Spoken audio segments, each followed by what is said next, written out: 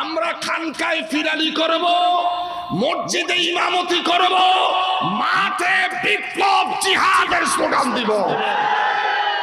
হাসান আজহারি মোমবাতি মার্কা লইয়া আমি আহলে সুন্নাত ওয়াল জামাতের কো-চেয়ারম্যান, আমার পাশে আইসা বসছে। এটা সারা পৃথিবীর মানুষ দেখো, এবারের মার্কা মোমবাতি। স্লোগানে বিশ্বাসী নয়, এটার বিশ্বাসী।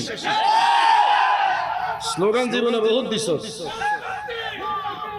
এখন আর স্লোগানের বিশ্বাসে বিশ্বাসী নয়। 54টি বছর আমরা তোমাদের কাছে এইভাবে হাত বাড়াই নাই। 54টি বছর আমরা এইভাবে মা খেলামই নাই।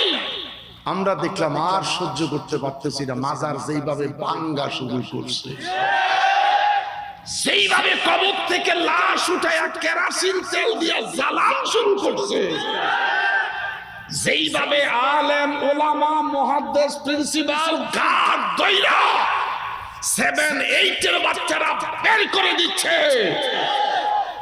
তখন সুন্নি জামাতের সুফিরা চিন্তা করলেন এখন আর খানকায় মোরাকাবা করা যেত না। মোরাকাবা করব সোমবারে, মোরাকাবা করব বৃহস্পতিবারে, আমরা খানকায় ফিরালি করব, মসজিদে ইমামতি করব, মাঠে বিপ্লব জিহাদের স্লোগান দিব। আমরা সুন্নি মানুষ, আপনারা জানেন আমাদের 3টা প্রতীক, মোমবাতি, চেয়ার, তারা। 54 বছর যেখানে সিল মারছেন আমার নবীকে দেখছে, আমরা মাঠে আসি নাই।